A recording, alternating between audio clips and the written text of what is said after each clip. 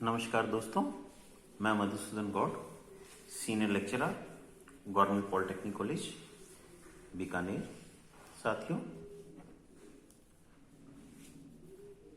आज हम thermal engineering and heat transfer M303 subject के शॉर्ट क्वेश्चन आंसर है उनका अध्ययन करेंगे। इनसे हमें इस विषय पे जो ऑब्जेक्टिव क्वेश्चंस हैं इस पे भी हेल्प मिलेगी।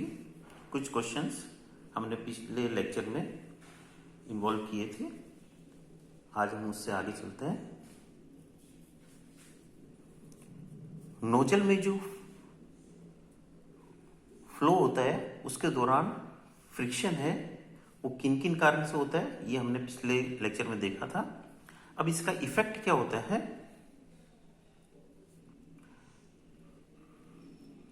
फ्रिक्शन के कारण जो एंथैल्पी ड्रॉप होती है, जैसे यहाँ पे जो नोजल में फ्रिक्शन है वो उसके कारण जो फ्लो में चेंज होता है वो यहाँ पे बता रखा है। ये 1 से 2 है, ये फ्लो है वो फ्रिक्शन लेस है, जबकि एक्चुअल जो फ्लो है वो 1 से 2 डैश है। तो फ्रिक्शन के कारण जो एंथैल्पी ड्रॉप होता है उसमें कमी हो जाती है, और एंथैल्पी ड्रॉप में कमी होने के कारण जो वेलोसिटी होती है वो वेलोसिटी में भी कमी हो जाती है।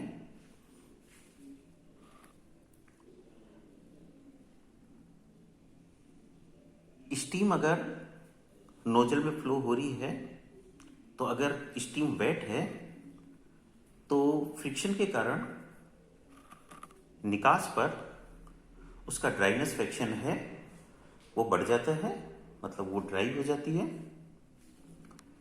लेकिन ड्राइनेस फ्रैक्शन बढ़ने के साथ साथ निकास पर उसका वॉल्यूम है वो भी बढ़ जाता है। सुपर सैचुरेटेड या मेटा स्टेबल फ्लो किससे कहते हैं?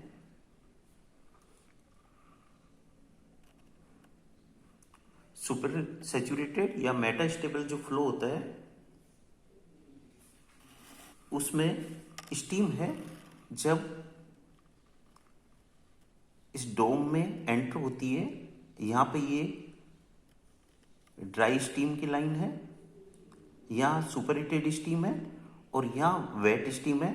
जब स्टीम का फ्लो होता है तो यहाँ पर आने के बाद ये स्टीम है वो इस लाइन को क्रॉस करके यहाँ वेट स्टीम में कन्वर्ट हो जानी चाहिए, लेकिन ये इसको क्रॉस करने के बावजूद भी विल्सन लाइन, यहाँ पे एक लाइन होती है, वहाँ तक आने तक ये ड्राई रहती है। इसका ड्राइनेस फ्रैक्शन है वो एक ही रहता है, ये वेट नहीं होती है स्टीम।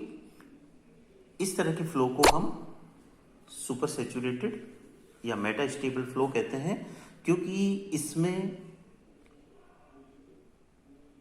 जो रीजन होता है इसका वो होता है कि जो स्टीम है उसकी वेलोसिटी इतनी ज़्यादा होती है कि जो हीट एक्सचेंज का समय नहीं मिलता और स्टीम है वो कंडेंस नहीं हो पाती है। और कंडेंस होने के लिए डस्ट पार्टिकल है वो अगर नहीं होता है तो कंडेंसेशन का सेंटर है वो नहीं बन पाता है और स्टीम है वो कंडेंस नहीं होती है। और सुपर सैचुरेटेड फ्लो होता है जिसमें कि स्टीम है वो इस सैचुरेटेड लाइन को इसको क्रॉस करके वेट स्टीम में कन्वर्ट नहीं होती है। भाप की जो एक्सपेंशन है उसको पीवी या टीवीएस डायग्राम पे हम देखें तो पीवी डायग्राम में 1 से 2 है, ये तो फ्रिक्शनलेस फ्लो है, जबकि 1 से 2 डैश तक है, ये P1 है और ये P2 है। ये P1 प्रेशर, P2 प्रेशर।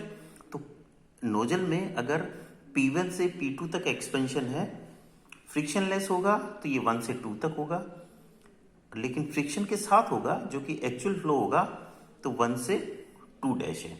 जैसा कि हमने पहले भी देखा था फ्रिक्शन के जो इफेक्ट है उसमें एक इफेक्ट ये था कि फ्रिक्शन के कारण इसका वॉल्यूम बढ़ जाता है।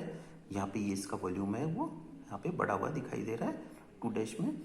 तो ये पीवी डायग्राम पे जो स्टीम का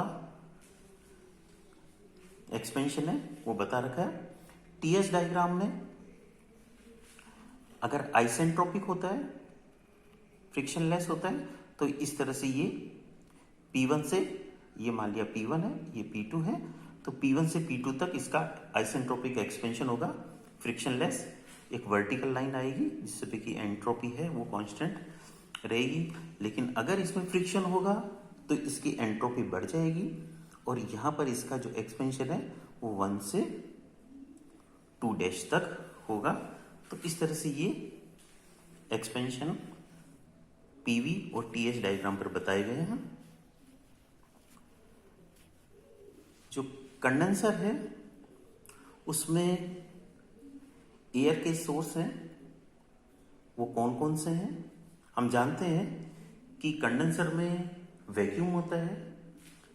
वैक्यूम का मतलब हुआ कि कंडेंसर में जो प्रेशर है वो एटमॉस्फेयर प्रेशर से कम होता है और एटमॉस्फेयर प्रेशर से कम होने के कारण हमेशा जो बाहर की एटमॉस्फेयर की एयर है वो कंडेंसर में जो प्रेशर है उससे ज़्यादा प्रेशर पे रहती है, तो वो लीक हो सकती है कंडेंसर के अंदर और उसका वैक्यूम है उसको वो कम कर सकती है। तो कंडेंसर के जॉइंट्स होते हैं, उसके द्वारा बाहर से एयर है वो कंडेंसर के अंदर आ सकती है।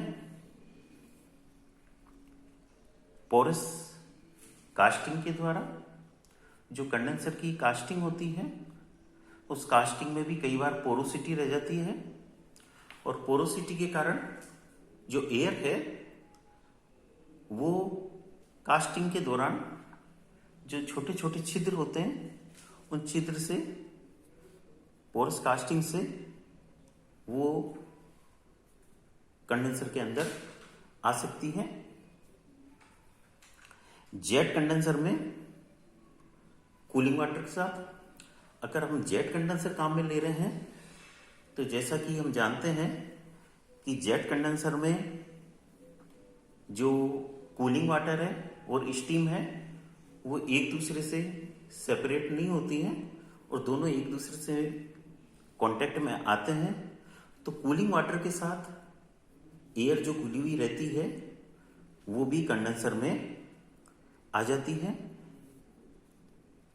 फीड वाटर है उसमें उपस्थित एयर के साथ जो अपन बॉयलर में स्टीम बनाने के लिए वाटर फीड करते हैं उस वाटर में भी हम जानते हैं कि एयर भरी हुई हो सकती है और वो एयर है वो जब स्टीम में कन्वर्ट होएगा पानी तो उसके साथ कंडेंसर में वो भी चली जाती है। तो ये 4 सोर्सेज हैं जिससे कि कंडेंसर में एयर है वो मौजूद होती है। कंडेंसर में जो एयर लीक हो जाती है या एयर रहती है उसके इफेक्ट क्या क्या होते हैं।